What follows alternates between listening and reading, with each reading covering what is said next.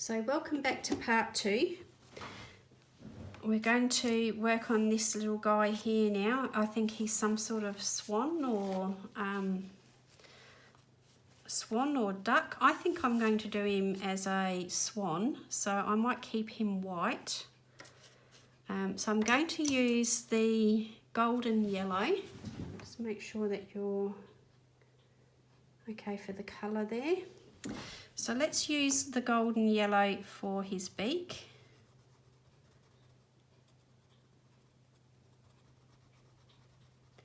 And we use that little bit down here. So when we come to these colours that don't get used in a great deal, it's good to find ways to put little touches of it around the place to start drawing the eye around.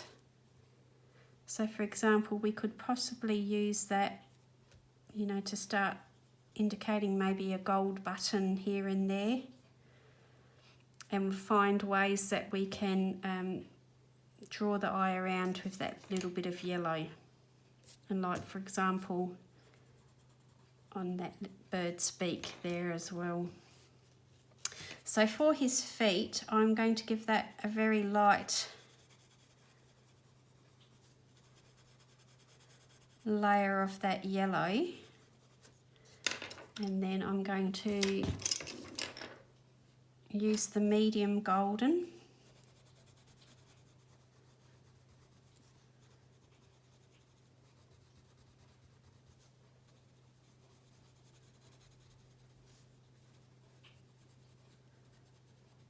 So I could have looked for a different colour completely, you know, like a golden ochre, or there's bronze yellow I could have used.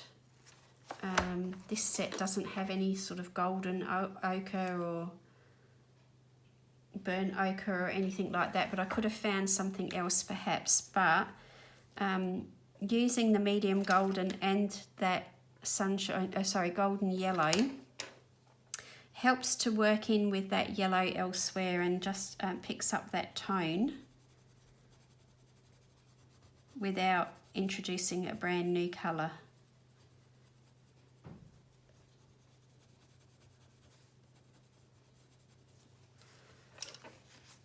Now I don't want to do stripes on this coat. I'm going to do it as a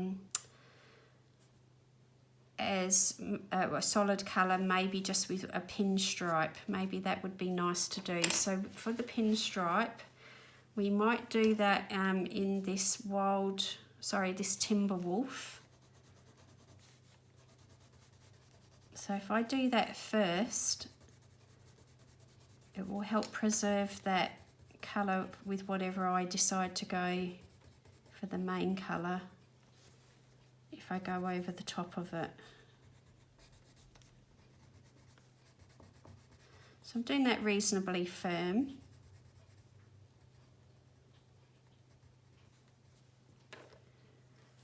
And what colour will we give him? Will we give him blue, or is there too much blue there already?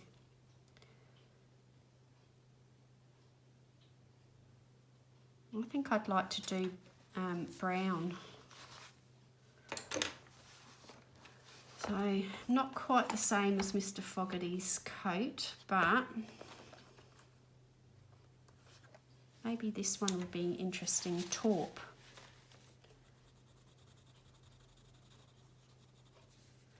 So it's very similar to that grey, so I won't go over the top of the grey. But I'll go either side of it.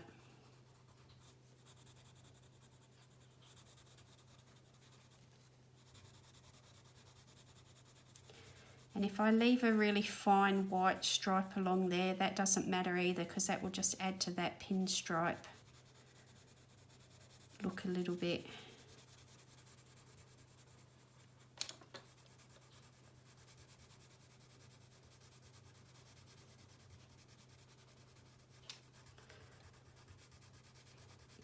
So I hope that you enjoyed part 1. I hope that people are coming back to actually watch the second part of the series as well when it's a colour pencil. I know that it's a bit of a time commitment, but you can watch it in little chunks. You don't necessarily need to watch it all in one go. You can go away and do some colouring and come back and watch part 2 when you're ready.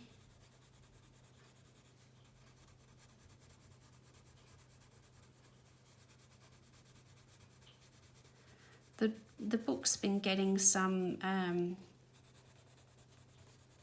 good reviews on flip throughs and so on. I think majority of people are really enjoying the concept of this book.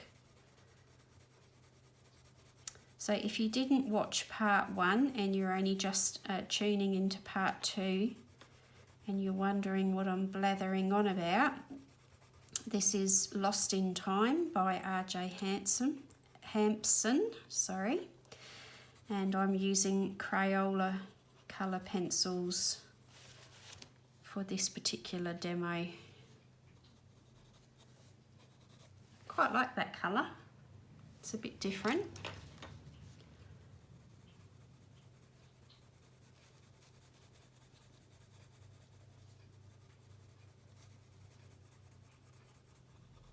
So I will also use a little bit of brown, dark brown,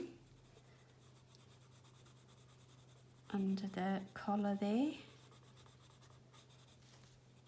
and under the arm.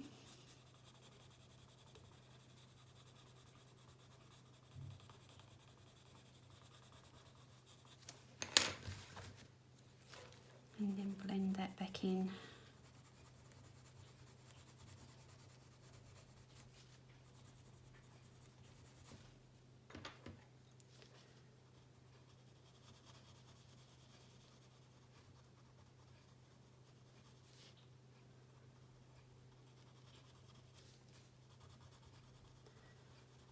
So we've had a beautiful day here today. Autumn is really starting to make itself known. It's quite warm for autumn, but that is not in itself unusual here where I live. We have had really warm autumn seasons in the past. But I have noticed that the position of the sun in the sky has really started to move around now, and leaves on trees are starting to go brown, and daylight saving will end in a couple of weeks. We've still got to the first week in April to go, but I've noticed that the mornings are getting a lot darker, and certainly that position of the sun in the sky has moved around, so we're getting different areas of the garden in shadow and so on. So autumn's definitely starting to become apparent, and I think autumn is my favourite time of the year. I like winter because I'm not a hot weather person, so winters here are very mild, and I do like winter because I do get hot so easily. But autumn is such a pretty time of the year when everything starts to change colour. So I'm just moving back and forward between the dark brown and the taupe, and I've just got a little bit of pencil there. So what I noticed many years ago when I studied art was that I started to pay attention and notice things a lot differently, especially things like colour and light. After I'd had quite a few art lessons for it to click, it didn't happen straight away. Some people have that innate knack of seeing things this way anyway, but after studying art for a while in art classes and so on, I started to notice the changes in light more. The way that light falls on an object changes our perception of it quite a bit.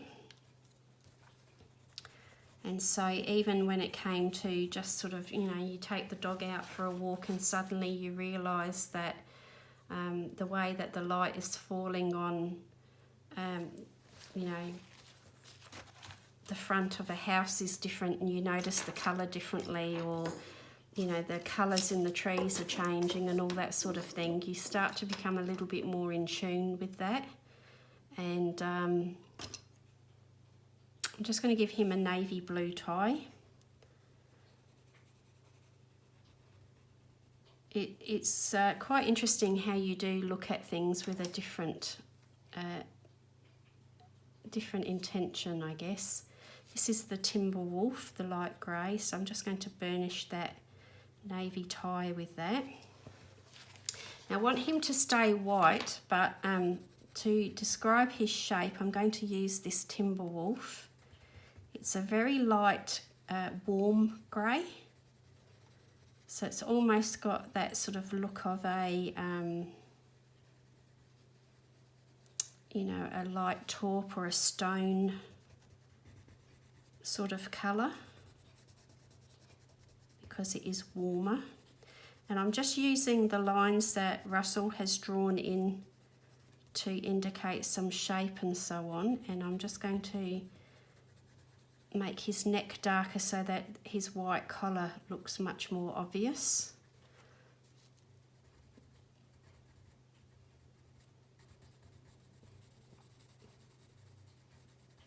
And I'm just going to go around the edges of his feathers, and I want to leave that shirt very white, so I'm going to not put any colour at all on that.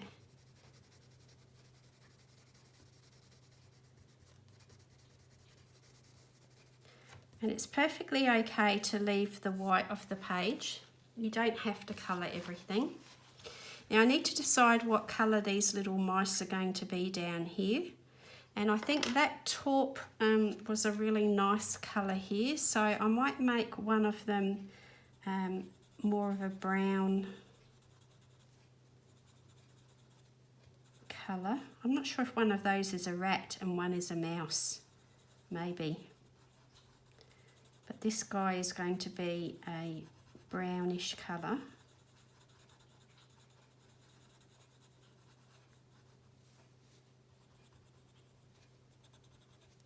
Just a touch in his tail.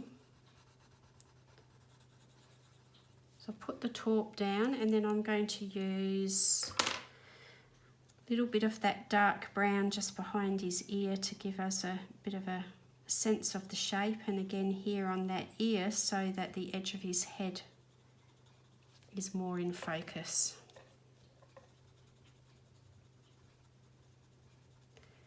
Darken that whole ear up. This one would be lighter, I think, because I'm thinking the light is coming towards looking at the time machine.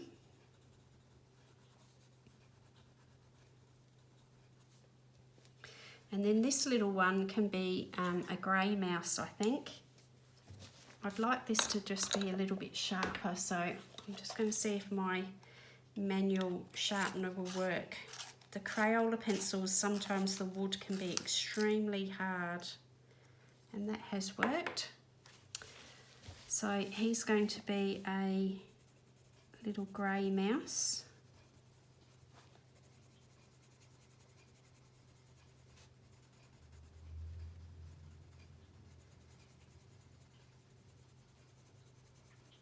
And just go lighter towards the nose.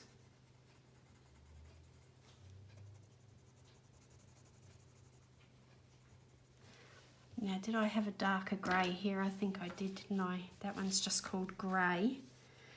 So again, just a little bit behind the ear. And then this ear is going to be a little bit darker again, a bit like I treated the other mouse.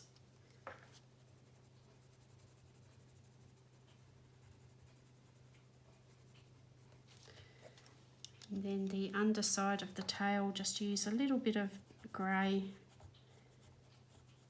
Give that shape.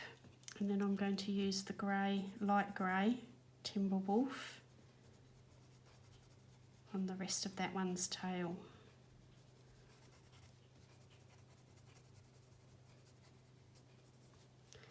Just do his hand.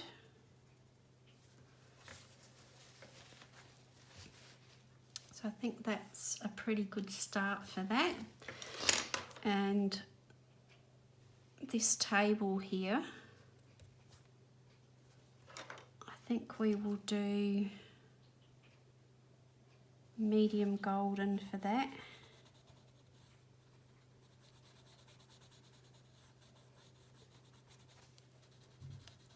Pretty lightly to start.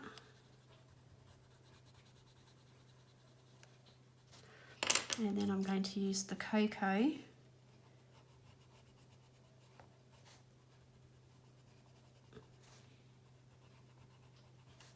to start to get a sense of the shapes.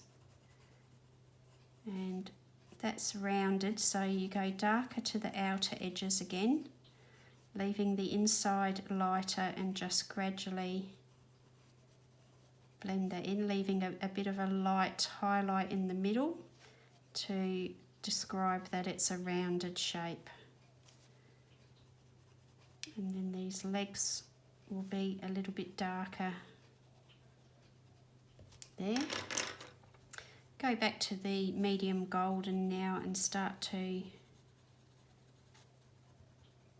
make a few darker areas. I want to leave some of it light as the highlight.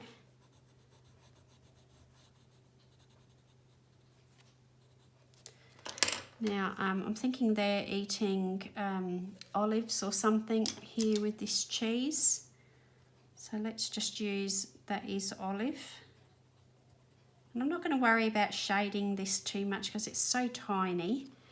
And then they're like little crackers that they're eating there. So medium deep golden for the crackers.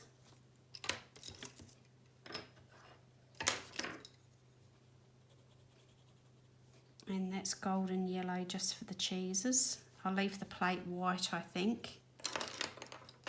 And that will do for there for now. I'm not sure what colour I want to do this baton here. I think maybe just grey.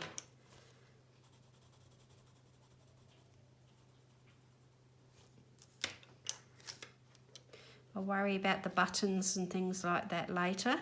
Now, Mole has got some glasses here, and I'm going to actually make the glasses black.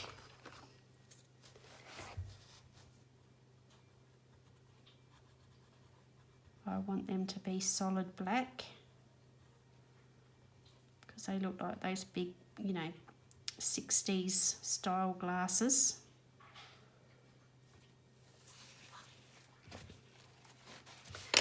Okay, now with this Timberwolf, I'm going to do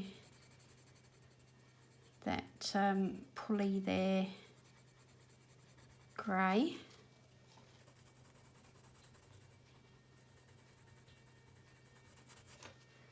And this belt is going to be black.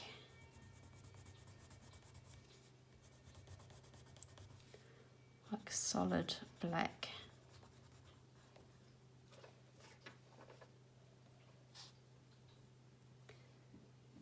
And the one that's on here can be black as well. So I need to decide what colour I want to go for this thing here as well.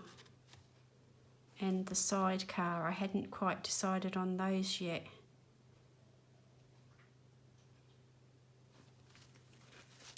I think we might stick with grey. So let's give it a light layer of Timberwolf.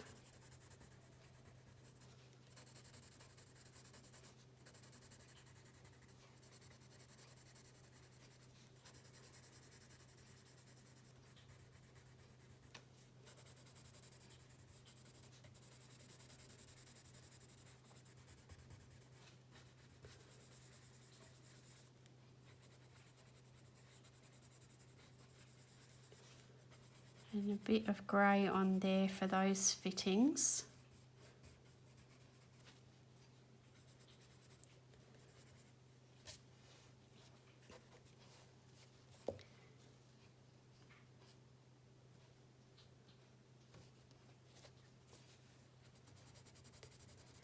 Now this thing on here looks very, very similar to the light shade here. Now obviously that's a small light shade and this is huge, so it's not the same light shade.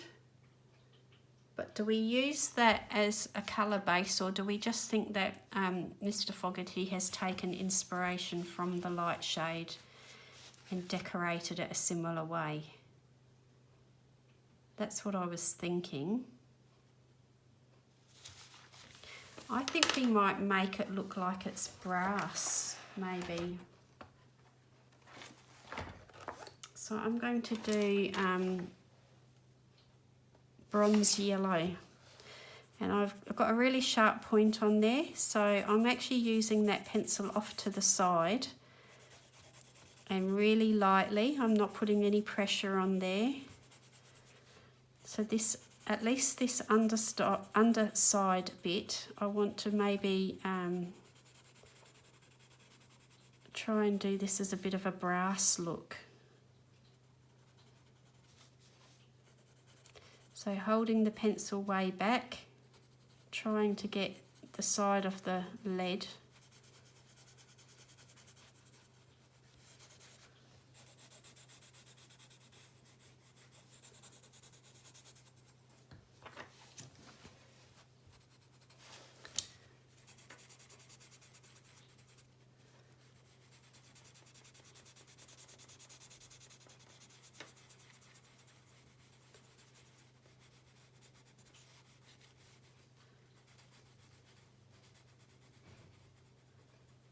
Just getting that first layer down so that I know what I'm looking at for that particular colour.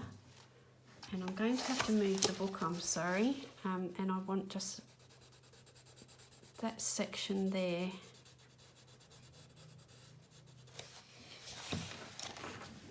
Is the same colour, so let's just get you back into place here.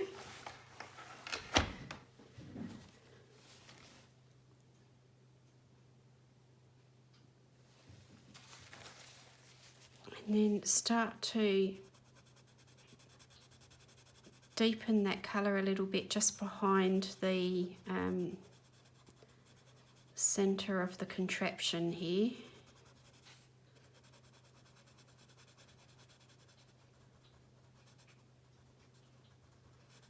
I need to just get an idea in my head of what is what and where the colours need to go to start with.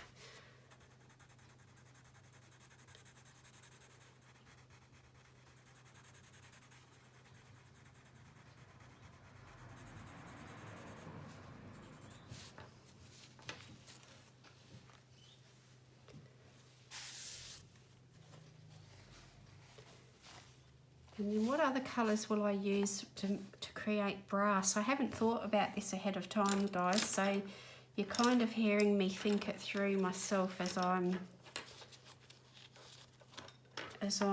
doing it.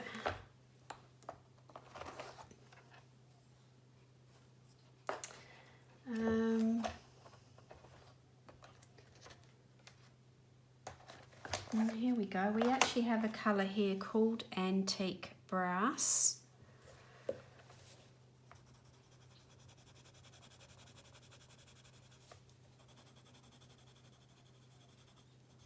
So let's start to get some idea of how the shapes would go.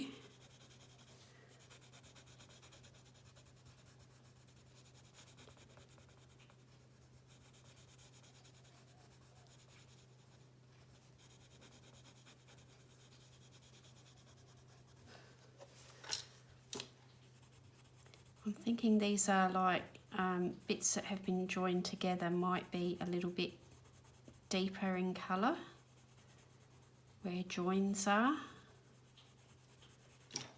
Rightly or wrongly, I don't know. I've never coloured anything brass in my life, I don't think, so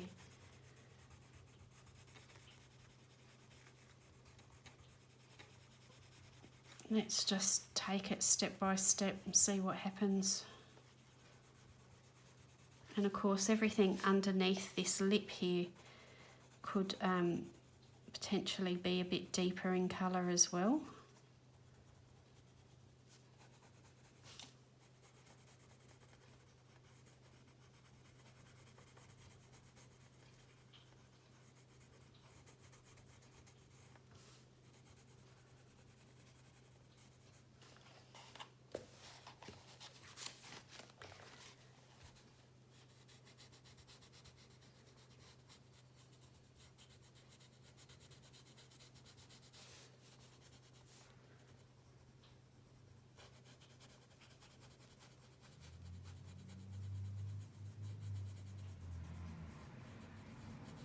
So this isn't a lesson on how to colour metal because I've never done this myself either, so this is certainly not a tutorial now. I don't need that so much now, I don't think. My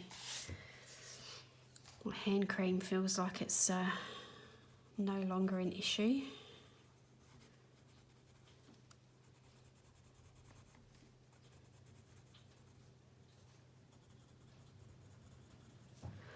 So all those areas, I'm now going to come back with the bronze yellow and blend that back into the centre a little bit more.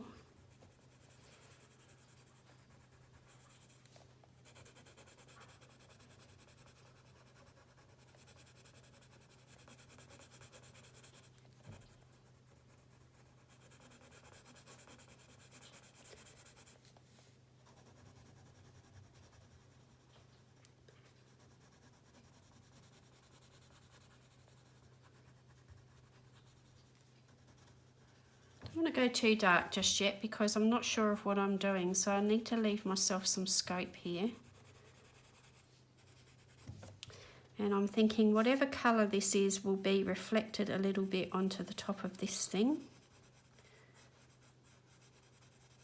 Some sort of tank. It might also be reflected on to these other metal elements as well. So just get that in there for starters.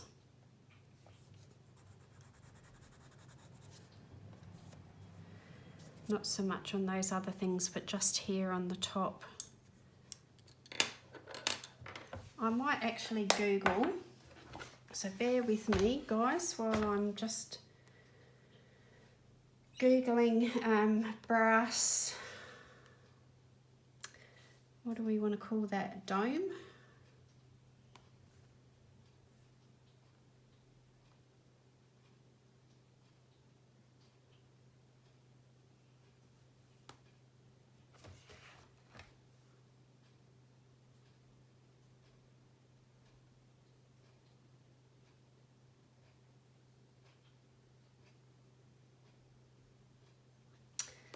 So this is a website called Grand Brass Lamp Parts. So this is like oh, sorry for the reflection. This is like a light shade. Oops. So I'm going to use that as an idea of how to get some of the reflections and colours onto. Now that's looking at the outside, we're looking at the underside, but I'm going to use the concept very similar. So we're going to have a few bits that need to be a bit lighter, so let's just lighten off for a few highlights. They'll be on those bits really, and the darker bits will be behind here. So it's just really to get a bit of a sense of the potential colours. And it is very yellow. So this bronze yellow is actually quite helpful for what I was hoping for.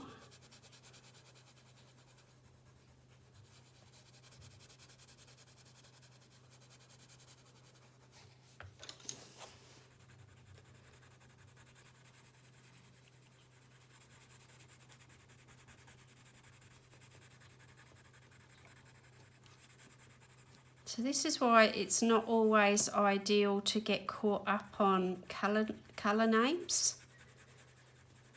Because if I'd have just looked in my pencil case and gone antique brass, okay, well that wasn't really the colour that I was thinking. This bronze yellow is really more what I was thinking. So I think sometimes there's a little bit of a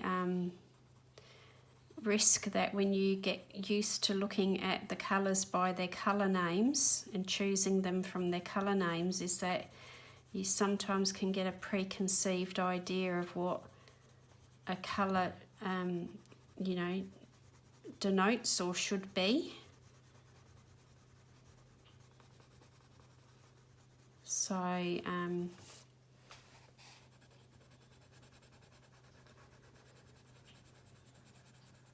that's why I don't tend to really worry about swatching and numbers and colour names and so on a lot of the time when I'm colouring alone.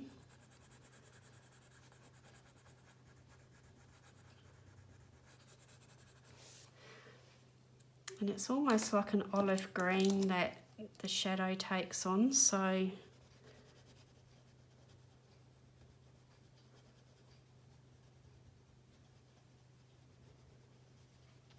which is good because that's in keeping with some of the other colours that we've already got going on in the composition.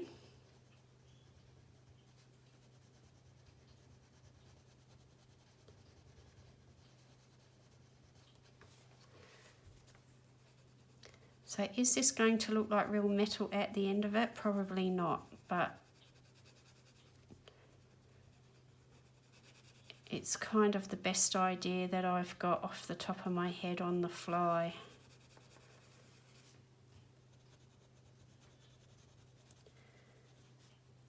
Had I been, you know, a more careful colorist or more careful YouTuber, I would have planned this ahead of time, but that's not me.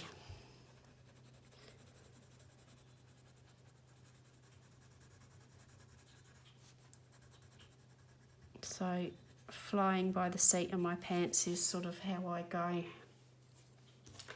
Now I have no idea whether this yellow is going to work with it or not, but we're just going to do a touch of that and see whether we like it or not.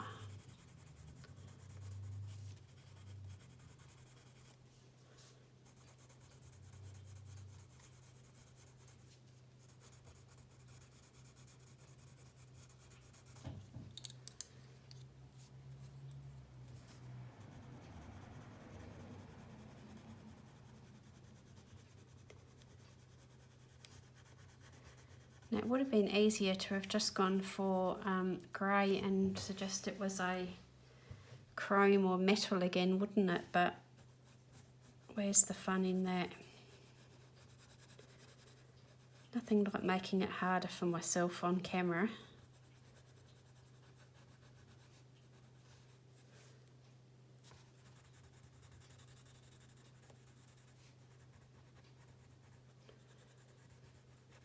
So this is the bronze yellow that I'm using here now.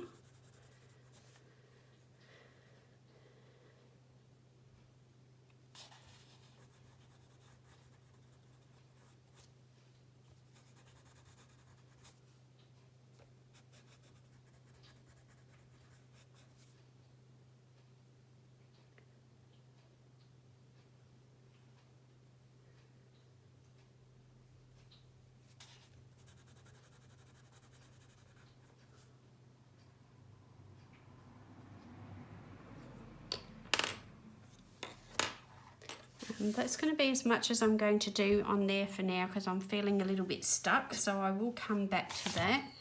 Let me just get rid of these eraser shavings.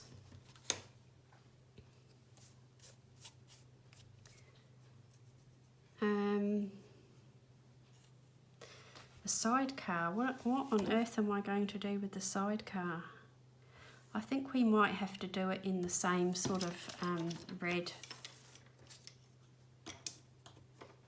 as here maybe, so that it all, because I don't really want to introduce another colour. Brown would get lost, green would be a bit jarring. Navy blue maybe could work, but then they all tend to blend in again. So I think I'm going to go for the same colour as there. So brick red, and there would be some light here touching on the top part. So that will be where I use the brighter red, I think. And then down here underneath where it's more shadowed would be the deeper brick red and maroon.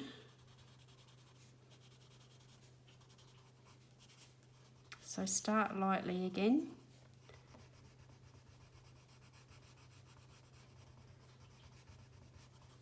And I might try and imply that there's a little bit of darkness where the joins are of the metal. And then we'll go back to red.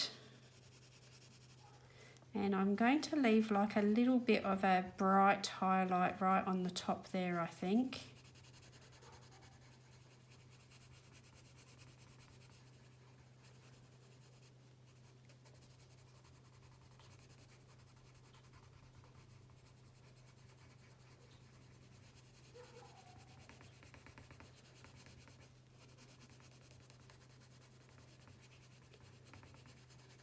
So pressing darker and darker as I go, and heavier, because I know that I definitely want this colour now.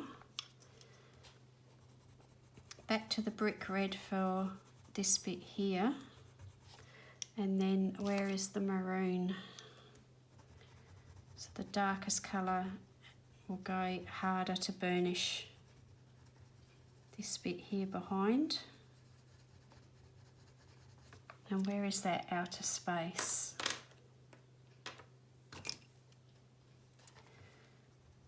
So we need a bit of a shadow here.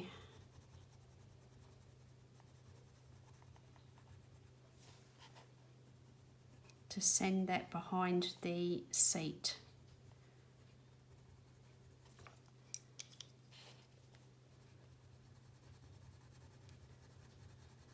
So really burnishing that hard now, just to get that deeper, darker colour and more solid and saturated look.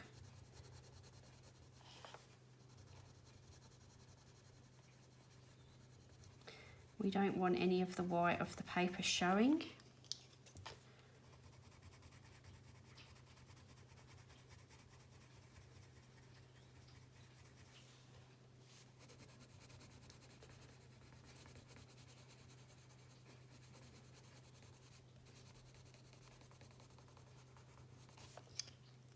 And then where's that brick red again?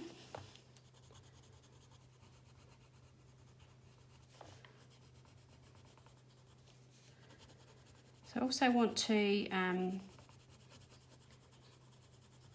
suggest that this is rounded, so these bits underneath are going to obviously be darker if you think of a cylinder.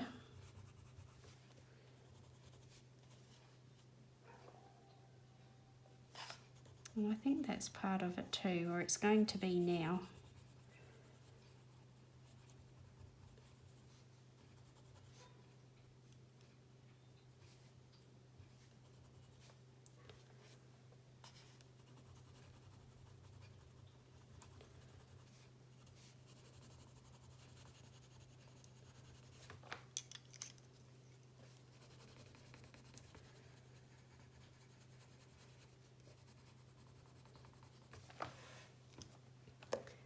And that highlight on the top,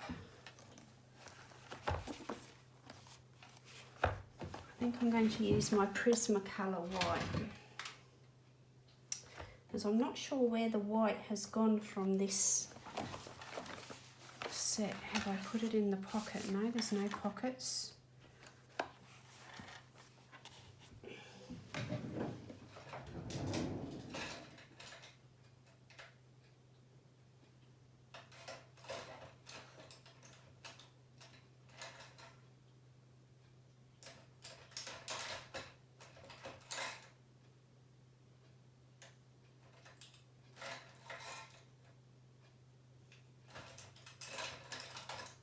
Now while I've been looking for my white, I found some more of my colourless blenders.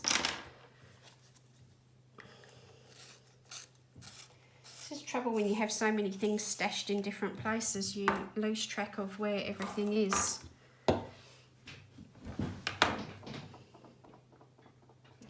So I'm just going to put the Prismacolor white on here.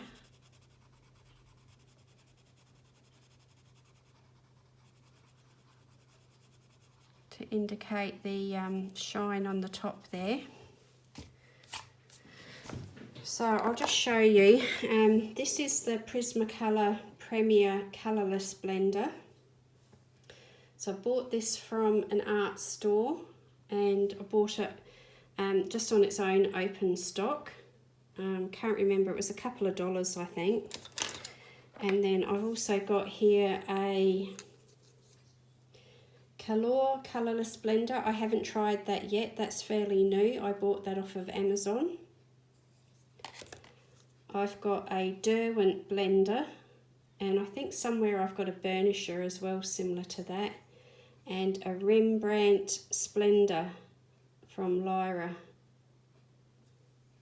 And they've all got slightly different composition.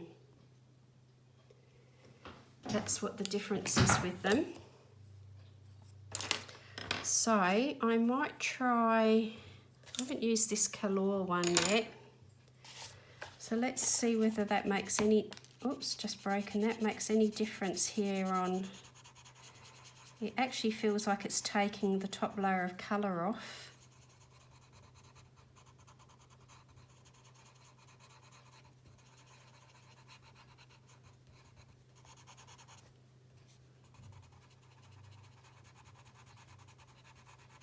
Yeah, it is. It's taking the top layer of colour off, I think. I think what happens sometimes, it depends on the composition of the blender pencil, but it takes that sort of waxy surface off the top when you've got a lot of layers of pencil on there, and it just smooshes and smears it about sometimes. So it really does depend on the composition of this and what sort of pencil you're using it on. This feels a bit chalky. Let's try it over here on. It's working quite well there where I haven't got quite so many layers of pencil on there.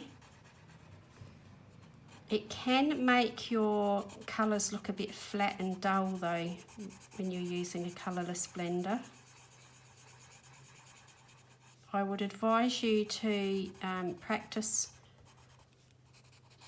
on a page that you don't care about before you go using something like this on a page where you've spent a lot of time and effort colouring and you don't know what's going to happen. You might be unhappy with the results, so always experiment on a scrap piece of paper or a different page or whatever before you commit to using stuff like this on a page that you've spent ages colouring. Might seem a bit silly saying that and a bit obvious, but I've made the mistake myself plenty of times in the past.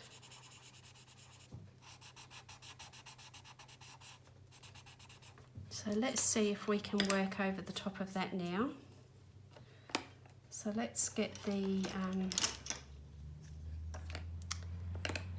brick red. Got stuff everywhere here.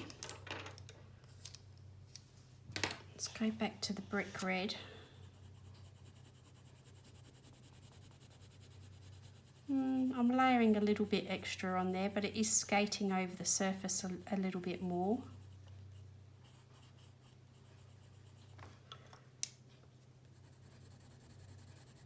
And this is the maroon.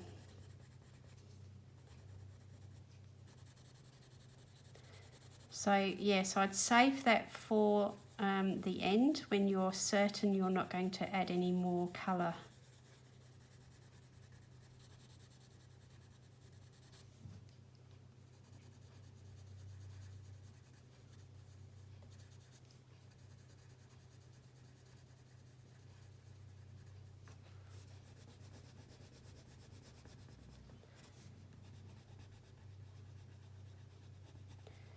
It's going on over that area there where there wasn't quite so much anyway. I hadn't already flattened the tooth out.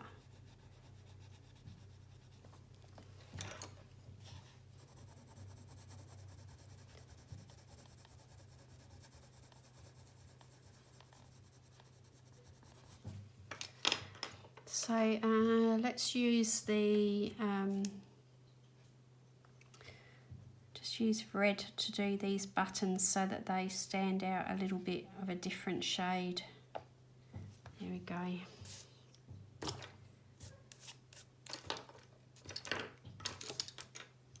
And that's the maroon. Let's go back over here. It's not really taking any more there, but I had already flattened the tooth quite a bit.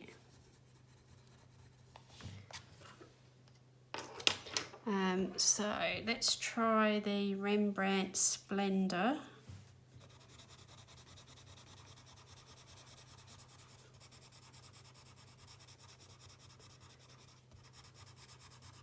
That works quite well on the Crayola as well. I don't think this was a very expensive one. Again, this was bought open stock from an art store.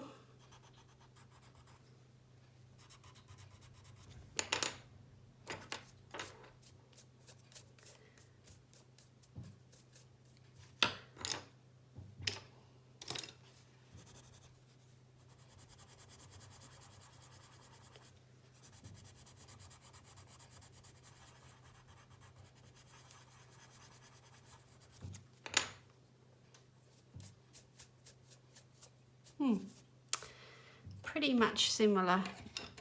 They're just feel a little bit different in their composition, I think. Okay, so we've got that done.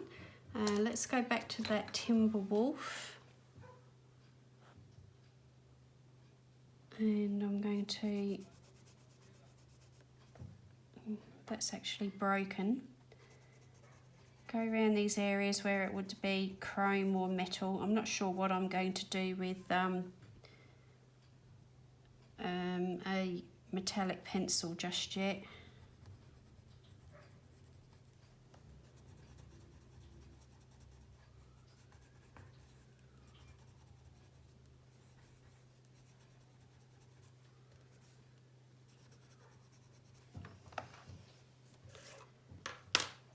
And I'm actually going to use a bit of red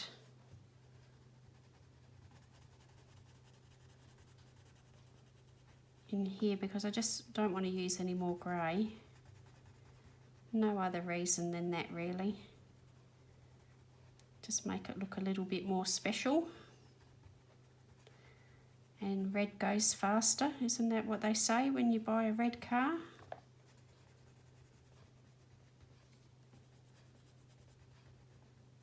I have a red car, but it's only a small one, so I don't know that it does go any faster.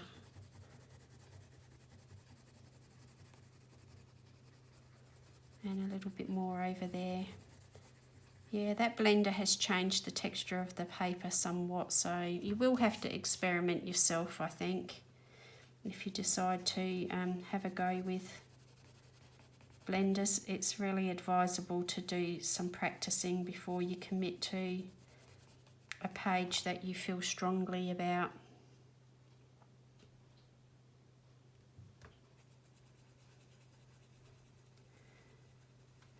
A little bit of red on that tie there because, you know, he's got that relationship to the time machine. Okay, and I'll just start building up some colour on the time machine. I was using grey. I think I might like to give it a bit more of a bluish tint. Let's go with cool grey.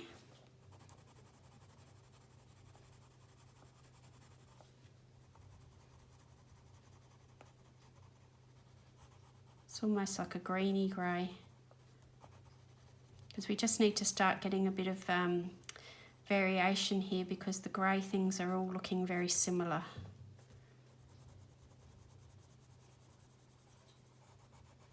So just to help visually separate some of these things now, I'll try and introduce a bit of a different grey without changing the colour too much. It will just help.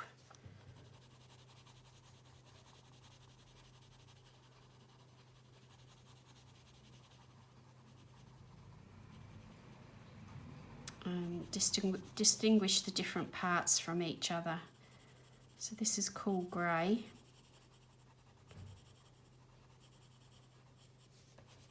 So probably in the areas that are more shadowed, you want the cool grey. When you want the areas that are more highlighted, the warm grey just seems to work more naturally.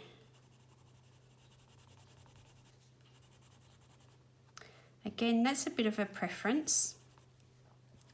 It's a bit like, you know, whether you like cool light or warm light. When we had all our lighting switched over recently, the guy set it on cool, and that felt to me like I was in an office or you know, a commercial setting with that bright blue light. And my husband got up and changed it all to warm, because the downlights had a setting on them that you could adjust to be neutral, warm or cool. And we both preferred the warm sort of setting. We both found it more relaxing, especially of an evening watching TV.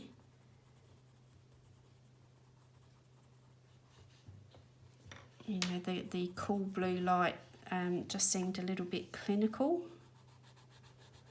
Now this is the one that's behind, this is the one that's in the front, so I'm going to just put some of that onto there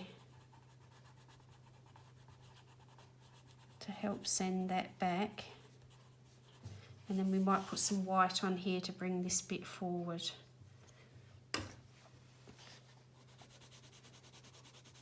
I can't find my Crayola white. I don't know where that has gone. So this is Prisma white. I do tend to prefer Prisma white no matter what pencil collection I'm using. I tend to have several of these Prismacolor whites around the place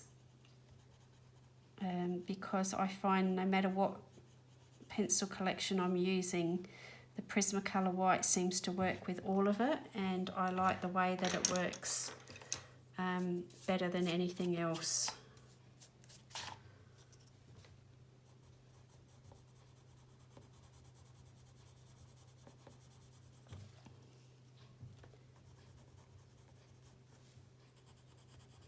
So we're starting to sort of resolve how we want this to look a little bit more polished. Now this is the Timber Wolf, which, whoops, there you go, did break, which is the warmer grey.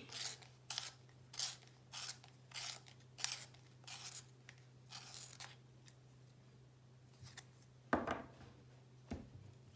I'm just using a little manual sharpener. Oh, manual sharpener. I think this is one that, again, it was a colour I really liked, but it doesn't sharpen very well.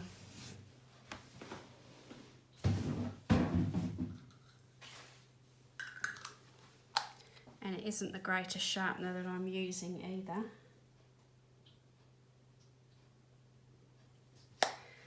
This one is starting to get very small.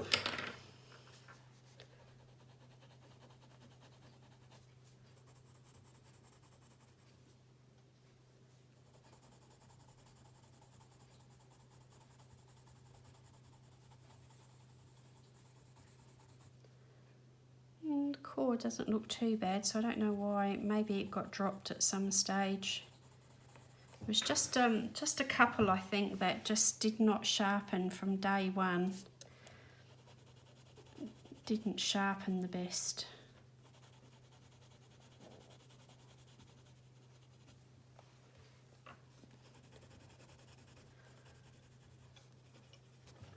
So I'm just starting to burnish some areas a little bit more now with that lighter colour. This is grey. I did put a little bit of outer space on that bit under there, so I'm just blending that in.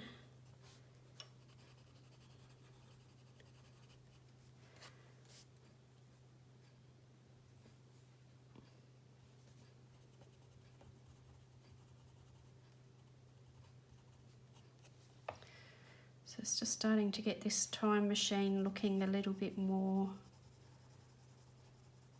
resolved.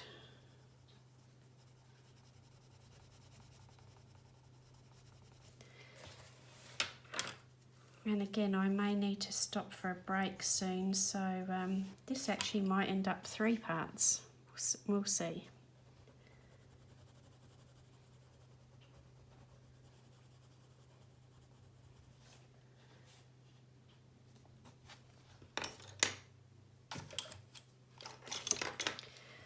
Now I've just realised I haven't done anything here under Mr Fogherty, so I'm just using the taupe just here to create a bit of a shadow.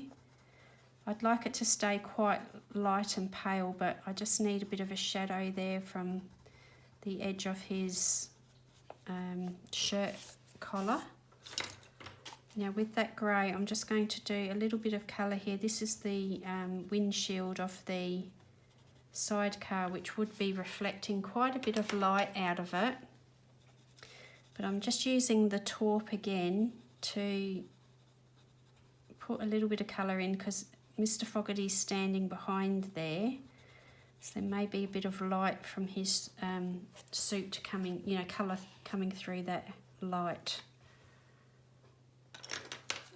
Okay, just jumping around a bit here because I'm avoiding going back up there for now. So I'm going to use the black to do the strap of his goggles.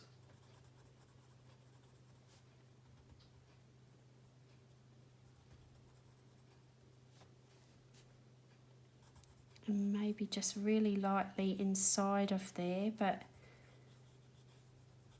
the outside of it will be silver, I think.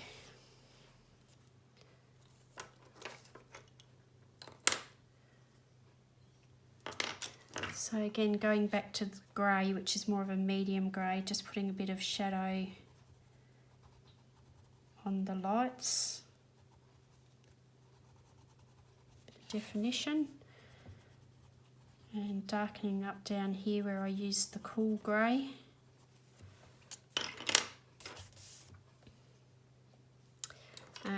The swan has got glasses on here, so we'll give him dark glasses as well.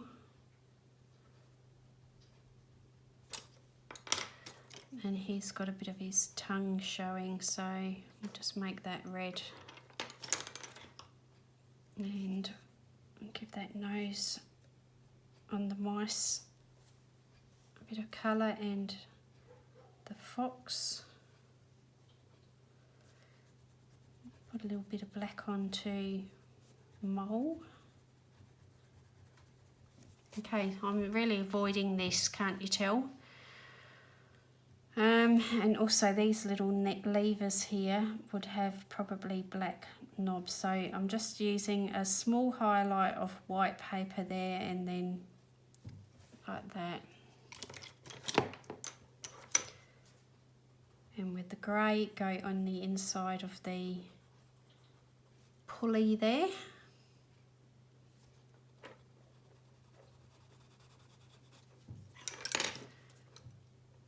Alright, I might take a little bit of a break and have a think about how I'm going to finish this off, and I will come back to you as soon as I have got that sorted.